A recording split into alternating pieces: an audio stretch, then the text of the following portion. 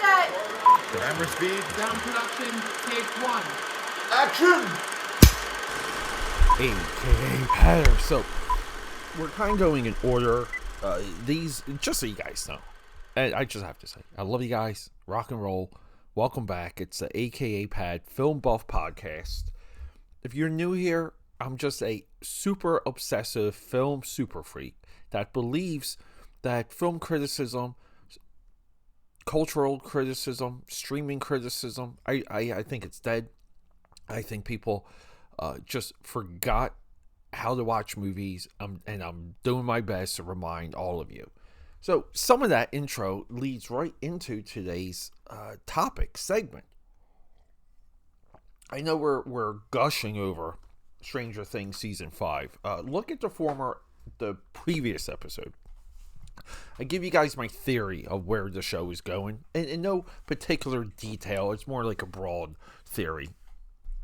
But here, we have something special. And here, and I know it's there. Now, like a year ago and change. I don't know if I did an episode on it. I don't know if I mentioned it. But I thought when we had Peacemaker from HBO Max, Penguin, and Dune, Prophecy, the Bene Gesserit Dune show. At that time, Star Wars dwindling on Disney Plus. At that time, nothing excitable. I mean, I know we've had Daredevil Born Again, but who even is talking about even that now? But the Marvel stuff dwindling on Disney Plus. And we go through Paramount, we go through Peacock. I think Peacock's biggest streaming success is Twisted Metal. It's such a wonderful surprise. We have Tulsa King. So like there's some life on some of the other platforms. But it really is a battle now between HBO Max and Disney Plus and Netflix. With Netflix just being the clear winner all the time. Netflix, their content rollout seems to be wired into the brain of the future. But we can have a really good discussion about that number 2 spot. And recently, so like a year goes by, Peacemaker 2, not so really horrible, not so great. Dune Prophecy, so-and-so, but popular enough within a sci. Dune Prophecy came off too much like a sci-fi TV show for me. Not just a science fiction. All science fiction TV shows have a certain beat and like a harmony to them. The ones I like, like Battlestar Galactica, the remake, one of the greats, doesn't do that. So Disney Plus now, right? Like Disney Plus has had some time to give us something, and it just hasn't. So here's where the pendulum has fully swung, because we have 3 shows here from HBO Max that they break form, they take chances, they swing for the fences, and once we start watching them, they're all something we want to see. Now, I'll get into the first one, which we've spoken about before. Welcome to Derry. This is like a prequel, sequel, right? It's the Stephen King universe. Stephen King's It takes place before the novel, before Chapter 1, Chapter 2, the movies, but it also rolls in elements of The Dark Tower and elements of The Shining. What they're doing with that, with the origin of why Pennywise the clown was selected, how did the It creature know what to do, a little bit of how the It monster or the It creature, how it occupied the area before the clown form. Like it's a little bit of an origin story, but it's bigger in scope. We have these other characters now doing wild things, like really cool stuff. It's a fully engaging show. Now, I understand if that's not your cup of tea, if you thought it was corny or whatever. AKA Powders, I get it.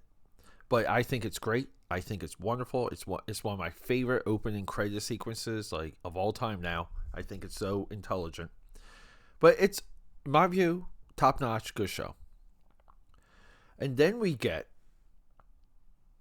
the Chair Company.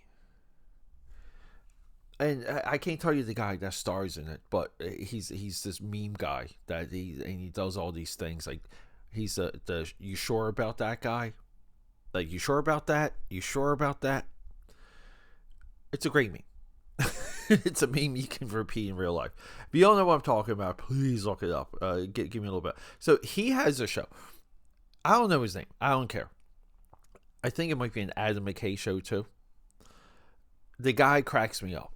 As soon as he's on screen, I start laughing. This show is so freaking wild. It's got shades of like everything that made The Office work when The Office was humming and hawing, when it was like kicking ass. This show I absolutely love. I think it's nuts. I think it's wild.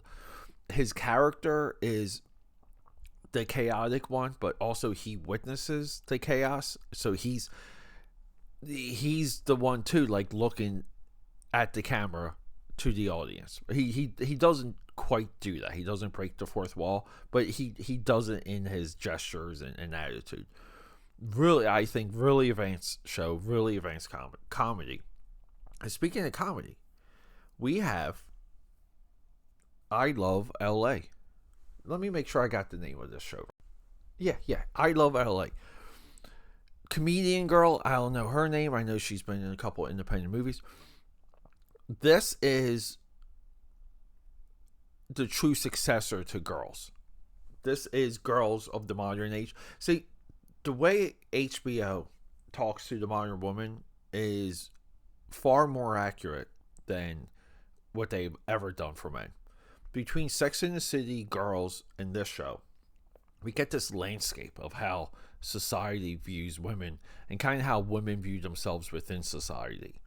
But this is a straight up comedy, little bit of a farce with kind of like nutty situations, but absolutely there, absolutely watchable.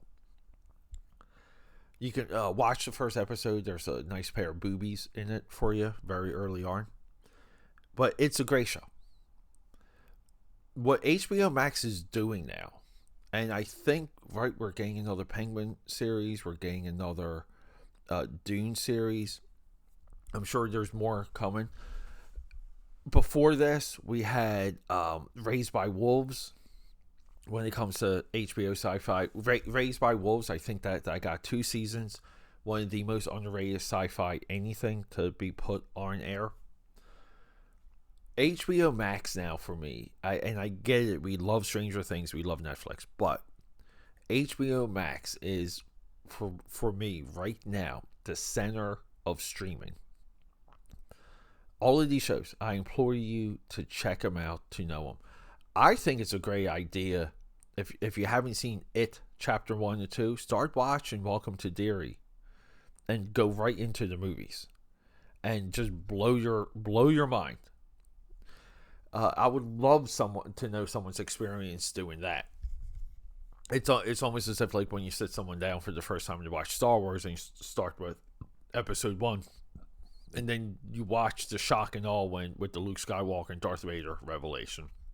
I've done that in the past, and yes, people read it that way. It's incredible. But yeah, AK Powders. Show update. I'm not home. I'm traveling. I should be in London by the time you guys get this. So I thought it would be nice to give you guys some homework to do, if you will, while I'm gallivanting across the world. Love you guys. Rock and roll. Okay, that's a wrap.